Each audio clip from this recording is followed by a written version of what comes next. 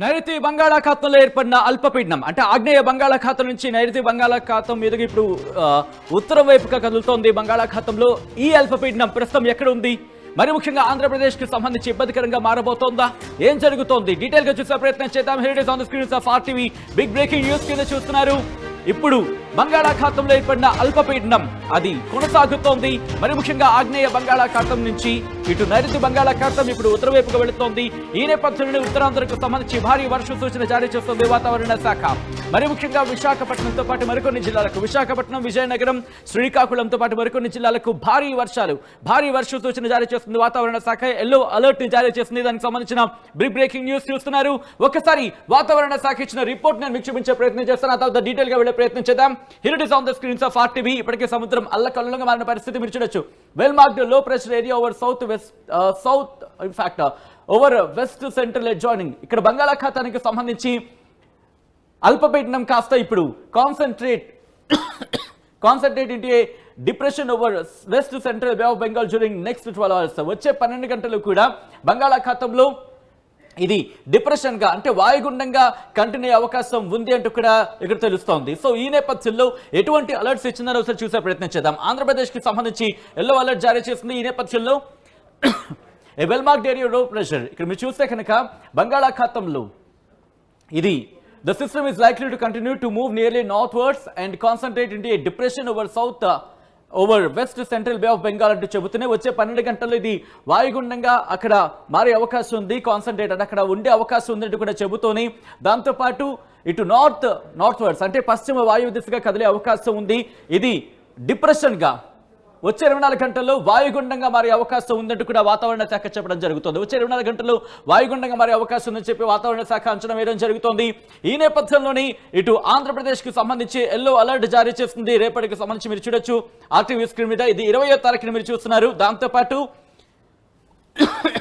21ని అంటే రేపటికి సంబంధించి మీరు చూస్తే కనుక నార్మల్ గా ఉండే అవకాశమే కనిపిస్తోంది. సో ఈ నేపథ్యంలో ఈ రోజు ఇంకా కంటిన్యూ అవుతోంది. విజువల్స్ మీరు చూస్తున్నారు. ప్రస్తుతానికి 20వ తారీఖున ఎటువంటి సినారియో ఉంటుందనేది. సో ఈ నేపథ్యంలోని డిస్ట్రిక్ట్ వైజ్ గా రిపోర్ట్ ఇవ్వడం జరిగింది. ఎటువంటి సినారియో ఉండబోతుందనేది RTV స్క్రీన్ మీద చూస్తున్నారు. శ్రీకాకుళం, పార్వతీపురం, విజయనగరం, విశాఖపట్నం ఈ జిల్లాలకు, అలాగే అల్లూరి సీతారామరాజు, అనకాపల్లి, కాకినాడ వరకు కూడా హెవీ రెయిన్ఫాల్ భారీ వర్షాలు ఉంటాయని చెబుతోంది. దాంతోపాటు గంటకు 40 నుంచి 60 కిలోమీటర్ల వేగంతో ఈదురుగాలులతో కూడిన వర్షాలు కురిసే అవకాశం ఉంది భారత వాతావరణ శాఖ చెబుతోంది.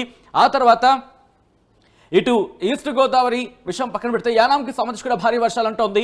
ఈస్ట్ గోదావరికి వర్షాలు ఉంటాయి. 40 నుంచి 60 కిలోమీటర్ల వేగంతో గాలులు వీస్తాయంటూ చెబుతూనే అలాగే ఇక్కడ అంబేద్కర్ కోనసీమ, ఏలూరు, వెస్ట్ గోదావరి, ఎన్టీఆర్ డిస్ట్రిక్ట్, కృష్ణా, పల్నాడు, గుంటూరు, బాపట్ల, ప్రకాశం, నెల్లూరు వరకు చూసుకుంటే కనుక సాధారణంగా వర్షాలు ఉంటూ ఉంటాయి. గంటకి 40 నుంచి 50 కిలోమీటర్ల వేగంతో గాలులు, కొన్ని సందర్భాల్లో 60 కిలోమీటర్ల వేగంతో ఈదురుగాలులతో కూడిన వర్షాలు కొన్ని చోట్ల కురిసే అవకాశం ఉందని భారత వాతావరణ శాఖ చెబుతోంది. ఒకసారి ఆ డైరెక్షన్ చూపించే ప్రయత్నం చేస్తాను మీకు. మీరు చూడొచ్చు ప్రస్తుతం ఇదిగోండి బంగాళాఖాతం. ఇది బంగాళాఖాతంలో ఏర్పడిన అల్పపీడనం డైరెక్షన్ మీరు చూస్తున్నారు. నైరుతి బంగాళాఖాతం నుంచి ఇటు కాస్త పశ్చిమ వాయు దిశగా వెళ్ళింది. తర్వాత ఉత్తరం వైపు వెళుతున్న సిచ్యువేషన్ మీరు చూస్తున్నారు. ఇదిగో ఇక్కడ ఈ నేపథ్యంలో ఎప్పటికిది కాస్త డైరెక్షన్ మార్చుకుంది. ఇది ఇటు ఉత్తరం వైపు వెళుతోంది. ఈ నేపథ్యంలో ఉత్తరాంధ్ర మీద దీని ఇంపాక్ట్ చూపిస్తోంది.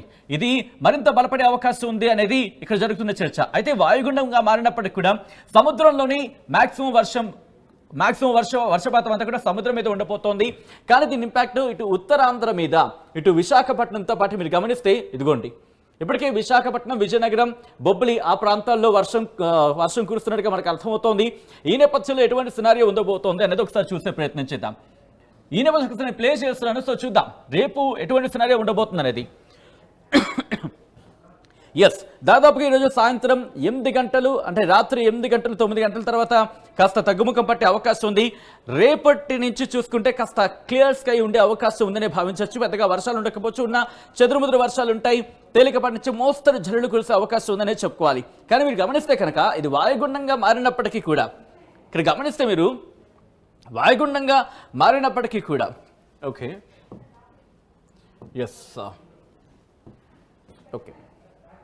ఇదిగోండి వాయుగుండంగా మారినప్పటికీ కూడా దీని ప్రభావం అంతా కూడా ఇటు బంగాళాఖాతంలోనే ఉంది. ఇదంతా బంగాళాఖాతంలోనే కనిపిస్తోంది తప్ప పెద్దగా మనకి ఆంధ్రప్రదేశ్ మీద ఇంపాక్ట్ లేదనే చెప్పుకోవాలి. ఇది వాయుగుండంగా మారుతోంది, ఇంటెన్సిఫై అవుతోంది రేపు. కానీ ఈ వాయుగుండంగా మారినప్పటికీ కూడా బంగాళాఖాతంలోని దీని సిచ్యువేషన్ అంతా బంగాళాఖాతంలోనే ఉంటుంది. ఆ తర్వాత ఇంపాక్ట్ ఇటు ఒడిస్సా మీద ఉంది. ఉత్తరాంధ్రకు సంబంధించిన కొన్ని జిల్లాలతో పాటు ఒడిస్సా మీద దీని ప్రభావం మనకి కనిపిస్తోంది. కానీ వర్షం అంతా కూడా దాదాపుగా బంగాళాఖాతంలో సముద్రంలోనే ఉండే అవకాశం ఉంది అనేది మనకి అర్థమవుతుంది. ఈ తర్వాత ఒకసారి విండ్కి వెళ్ళే ప్రయత్నం చేస్తున్నాను. విండ్ సాయంత్రం ఒకసారి చూసే ప్రయత్నం చేద్దాం. లో ప్రెషర్ ఉందా, లేకపోతే దీంతో పాటు డిప్రెషన్కి వెళ్ళే అవకాశం కనిపిస్తుంది. సో ఇవన్నీ కూడా ఒకసారి చూసే ప్రయత్నం చేద్దాం. ఇదిగో మీరు గమనిస్తే కనుక ఈరోజు కాస్త దీనికి ఆ పరిధి పెరిగిన సిచ్యువేషన్ మీరు చూస్తున్నారు. అంటే ఈ సిచ్యువేషన్ మీరు గమనిస్తే కనుక దీని పరిధి మీరు చూడొచ్చు. ఇటు కాకినాడ నుంచి దాదాపుగా మనకి ఆంధ్రప్రదేశ్ని కవర్ చేస్తూనే తిరుపతి వరకు కూడా ఈ సిచ్యువేషన్ ఉన్నప్పటికీ కూడా దీని ప్రభావం మాత్రం ఇది వాయుగుండంగా మారుతోంది. వాయుగుండంగా రేపు మారిన తర్వాత కూడా ఇంపాక్ట్ మనకి ఆంధ్రప్రదేశ్ మీద ఉండదు. ఉన్నా కూడా ఈరోజు దాదాపుగా మనకి రాత్రి 9 గంటల వరకు 10 గంటల వరకు ఉంటుంది.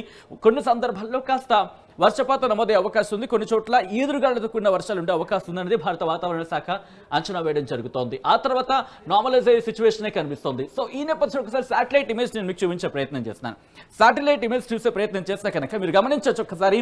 ఇదిగోండి బంగాళాఖాతంలో సిచ్యువేషన్, ఆ ఇంపాక్ట్ మీరు ఇక్కడ నుంచి క్లియర్ కట్గా మనకు అర్థమవుతుంది. సో ఈ ఇమేజ్ చూస్తే మనకి క్లియర్ కట్గా అర్థమవుతుంది. దాదాపుగా ఈ ప్రభావం అంతా కూడా ఉత్తరాంధ్ర మీద మనకు కనిపిస్తోంది. ఆ ఇంపాక్ట్ ఇలా ఈ డైరెక్షన్లోకి వెళ్తోంది. ఏ డైరెక్షన్? దాదాపుగా మనకి ఉత్తరాంధ్రకు సంబంధించి ఉత్తరాంధ్ర మీదకి దాదాపుగా మనకు వెళ్తున్న సిచ్యువేషన్ మీరు గమనించవచ్చు. ఒకసారి డైరెక్షన్ చూపించే ప్రయత్నం చేస్తారు.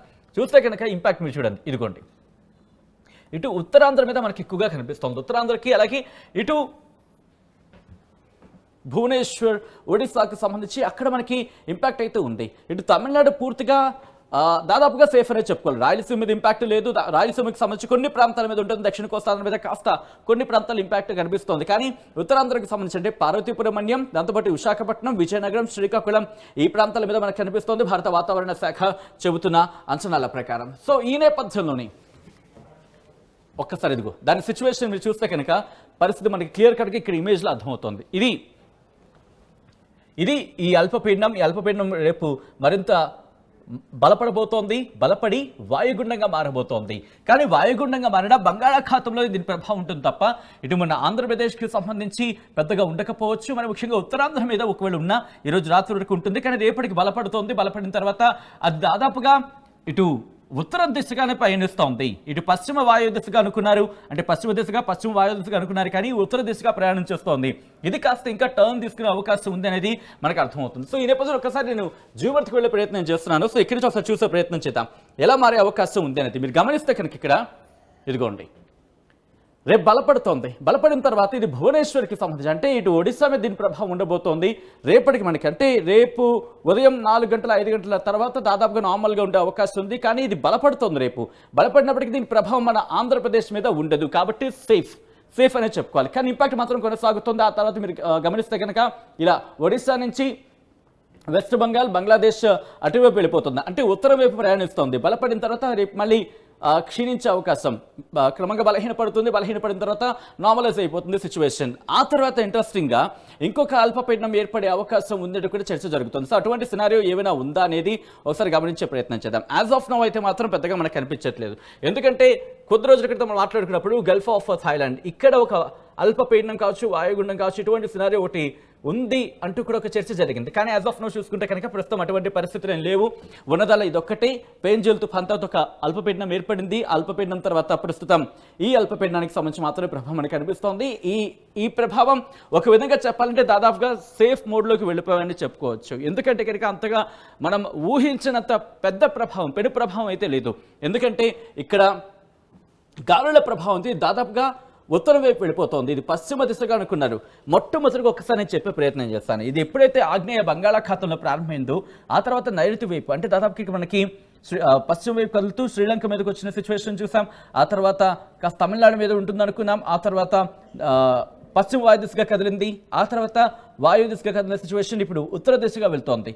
సో ఇలా డిఫరెంట్ టర్న్స్ తీసుకునే నేపథ్యంలో దాదాపుగా మనకి 22వ తారీఖుకి పూర్తిగా ఇది బలహీనపడే అవకాశం అయితే మాత్రం కనిపిస్తుంది. సో ఈ నేపథ్యంలో వాతావరణ శాఖ అధికారుల అంచనాలేంటి? వాతావరణ శాఖ అధికారులు ఏమంటున్నారు? ఏ మేరకు ఇంపాక్ట్ ఉండే అవకాశం ఉంది? భారత వాతావరణ శాఖ అధికారులతో ఆర్టీవీ మాట్లాడింది. మా ప్రతినిధి వర్మ భారత వాతావరణ శాఖ అధికారులతో మాట్లాడడం జరిగింది. వాళ్ళు ఏమంటున్నారు ఇప్పుడు చూద్దాం. బంగాళాఖాతంలో ఏర్పడిన అల్పపీడనం వాయుగుండంగా మారుతున్న నేపథ్యంలో రానున్న రోజుల్లో వర్షాలు ఏ ప్రభావం చూపిస్తాయని చెప్పి విశాఖ వాతావరణం సీనియర్ అధికారి శ్రీనివాస్ గారు మనతో పాటు ఉన్నారు. సార్ చెప్పండి, ఏ విధంగా ఉంది రానున్న రోజుల్లో ఈ వాతావరణం ఏ విధంగా ఉండబోతుంది? ఇప్పుడు ఉన్నటువంటి ఈ తీవ్ర అల్పపీడనం ఇది west central bay of Bengal మరియు దానికి దగ్గరలో ఉంటున్న south west bay of Bengal అయితే కొనసాగుతోంది. ఇది రానున్నటువంటి 12 అవర్స్ పీరియడ్లో ఇది నియర్లీ నార్త్ వెస్ట్ డైరెక్షన్లో వెళ్తూ డిప్రెషన్గా ఇంటెన్సిఫై అవకాశం ఉంది. అదే మన ఇందులో చూస్తే ఇక్కడ ఇది నైరుతి బంగాళాఖాతం మరియు west central bay of Bengal ఈ ప్రాంతంలో ఇప్పుడు సుమారు ఇక్కడ తీవ్ర అల్పపీడనంగా అయితే ప్రస్తుతం అయితే కంటిన్యూ అవుతుంది. ఇది నెక్స్ట్ 12 అవర్స్ పీరియడ్లో నియర్లీ నార్త్ వెస్ట్ డైరెక్షన్ అంటే ఆల్మోస్ట్ ఈ డైరెక్షన్లో వెళ్తూ ఈ డబ్ల్యూసీ బే ఆఫ్ బెంగాల్లో అంటే మన కోస్ట్కి దగ్గరలో ఉన్నటువంటి సముద్ర ప్రాంతం ఇది ఇక్కడ డిప్రెషన్గా ఇంటెన్సిఫై ఛాన్స్ ఉంది. ఫర్దర్గా ఇక్కడ నుంచి అది డిప్రెషన్గానే నార్త్ వెస్ట్ డైరెక్షన్ నుంచి నార్త్ ఈస్ట్ డైరెక్షన్ అంటే ఈ డైరెక్షన్ నుంచి ఈ డైరెక్షన్లోకి వెళ్ళే ఛాన్స్ అయితే ఉంది. దీనివల్ల ఏమవుతుందంటే మనకి కోస్ట్ కొంచెం పక్కకి వెళ్ళే అవకాశం ఉన్నట్టు కనిపిస్తుంది మనకి. ఈ పరిస్థితుల్లో ఇటు ఈ రోజు వరకు చూస్తే దీని యొక్క మ్యాక్సిమం ఇంపాక్ట్ ఇటు ఉత్తరాంధ్రలో ఉన్నటువంటి ప్రాంతాల్లోనూ కనిపించే ఛాన్స్ ఉంది. అలాగే మోడరేట్ రైన్స్ వరకు చూస్తే ఇటు ఉత్తరాంధ్రతో పాటు దక్షిణ కోస్తాలో కూడా అక్కడక్కడ మోస్తరు వర్షాలు అటువంటి చోట్ల ఉరుములతో కూడా జల్లులు కూడా రావచ్చును. అలాగే ఈ భారీ వర్ష సూచన మటుకి ఉత్తరాంధ్రలో ఉన్నటువంటి ఇటు శ్రీకాకుళం నుంచి చూస్తే శ్రీకాకుళం, నెక్స్ట్ విజయనగరం, పార్తపురమన్యం, ఇటు అల్లూరు సీతారామరాజు, నెక్స్ట్ విశాఖపట్నం, అనకాపల్లి, కాకినాడ, యానం ఈ జిల్లాల వరకు భారీ వర్ష సూచన అయితే మనం ఇస్తున్నాం. ఈ రైన్ఫాల్ యాక్టివిటీ కానీ ఇంటెన్సిటీ కానీ క్రమేపీ రేపటి నుంచి తగ్గే అవకాశం ఉంది. అలాగే గాలి తీవ్రత కూడా మన కోస్ట్ తీరం వెంబడి ఎంటైర్ కోస్ట్ తీరం కూడా స్పీడ్స్ గంటకి 40 నుంచి 50 కిలోమీటర్ల వరకు వీస్తున్నాయి. అలాగే మ్యాక్సిమం 60 కిలోమీటర్స్ వరకు వెళ్ళే అవకాశం ఉంది. అలాగే ఫిషర్మెన్ కమ్యూనిటీ ఎవరిని కూడా వేటకు వెళ్ళదని చెప్తున్నాం. ముఖ్యంగా ఇటు డబ్ల్యూసీ బే ఆఫ్ బెంగాల్లోనే ఇది డిప్రెషన్గా మారే అవకాశం ఉంది. అంచేత ఆ ప్రాంతంలో ఎక్కువగా దీని యొక్క ఈ సిస్టమ్ యొక్క ప్రభావం ఎక్కువగా కనిపిస్తుంది. గాలుల రూపంలో కానీ అయితే అక్కడ జనరేట్ అయితే స్వెల్ వేవ్స్ కానీ లేకపోతే సీ రఫ్నెస్ కానీ ఆ ప్రాంతంలో ఎక్కువగా ఉంటుంది. అంచేత డబ్ల్యూసీ బేలో ఈ పరిస్థితుల్లో మత్స్యకారులు ఎవరిని కూడా వేట వెళ్ళదని చెప్తున్నాం. అలాగే నౌకాశ్రయాలు అందరికీ కూడా ఇటు రైట్ ఫ్రమ్ కళింగపట్నం నుంచి భీమునిపట్నం, విశాఖపట్నం, గంగవరం, విశాఖపట్నం, మచిలీపట్నం, కాకినాడ వీళ్ళందరికీ కూడా 3వ నెంబర్ ప్రమాద హెచ్చరిక ఎగరవేల్సిందిగా చెప్తున్నాం. సరే, ఈ వర్ష ప్రభావం ముందు చలి తీవ్రత ఎక్కువగా ఉంది. దీనివల్ల చలి తీవ్రత ఏ విధంగా ఉండబోతుంది? ఇప్పుడు లాస్ట్ 3 to 4 డేస్ నుంచి ఆల్మోస్ట్ మనకి ఈ లో ప్రెషర్ మనకి సౌత్ అండమాన్ సీలో ఏర్పడినప్పటి నుంచి కూడా క్రమేపీ తగ్గుతూ చలి తీవ్రత తగ్గుతోంది. అంటే నైట్ టెంపరేచర్స్ గ్రాడ్యువల్గా ఇంక్రీజ్ అవుతున్నాయి.